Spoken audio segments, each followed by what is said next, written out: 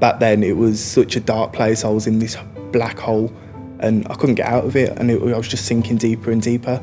I'd lock myself in the room, I'd cry for hours. It was really horrific for me, and it was really a tough time in my life. I knew that I was gay and there's nothing I could do about it.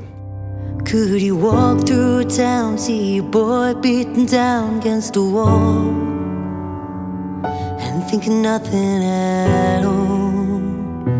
Do you think of nothing at all? I came out when I was 16. You know, I did have an element of bullying at school in terms of, you know, people thought I was gay, and so mental bullying rather than physical bullying. My mother was in a relationship for 17 years with a woman, and I must have been 8 or 9 when I got beat up really badly. One girl had over me while the other one beat crap out of me, basically. So I was quite sort of like flamboyant as a boy, dressing up, wearing makeup or different types of clothes. So all the time I would get sort of like picked on. I had my hair pulled, spat at, called all sundry of names. I'd be so scared to come into school. I'd keep myself to myself, hide at the back of the class. Quite a few times I was beaten up on the way to school, then I'd get the bus and go to school, and then I'd be beaten up at school.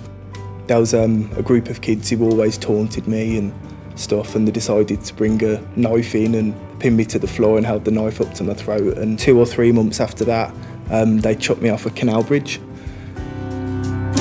You've come so far and always be who you are. When your head hits the floor and you're bleeding some more, let me tell you, I swear that it does get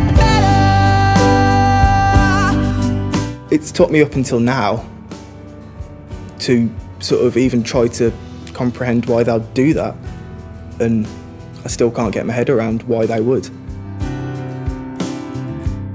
There was a guy who was in my class, and he was a little bit different as well. Wasn't gay, he was straight, had numerous amounts of girlfriends and very popular. But our friendship sort of grew, and not really sure why, but it did, and he was my best friend. I plucked up the courage and told him. And I thought that he was really sort of going to be like everyone else and push me away, but he wasn't. He opened his arms, gave me a hug and told me, and it's okay, he doesn't care. And I just wish that everyone else in school felt the same. Obviously the bullies were just bullies, and they started, and I didn't know that anything was wrong. I knew that he was getting bullied because of me, and I told him several times to just sort of stay away from me at school, that I'm sort of like an omen and stuff. And he didn't. He was a good friend, he always stuck with me and stuff, and I had no idea that he was sort of depressed and going down the same road that I was. They started bullying him and chasing him, and yeah, he took his own life because of it.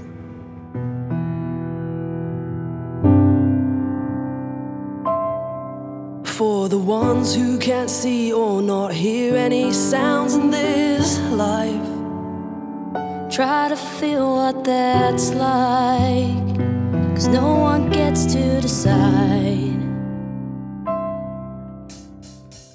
I do have a lot of emails still every week from young people who are being bullied and don't know what to do, and they're really, really scared, because when you're in that place, it's so gloomy that you don't ever feel that you can be lifted out of it.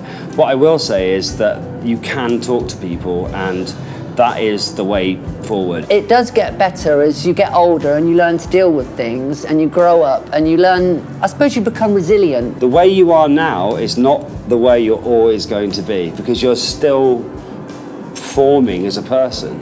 You're not on your own. Together we're stronger, never get thrown. When you're feeling so small, get your back off that wall. Will you open your eyes? 'Cause I tell you it does get better from where you are. It does get better, it really does. I couldn't wish for a better life. Got a fantastic family, fantastic network of friends. Be who you are, be true to yourself, and don't let nobody bring you down. I was in that place, and here I am. I'm living proof that it does get better.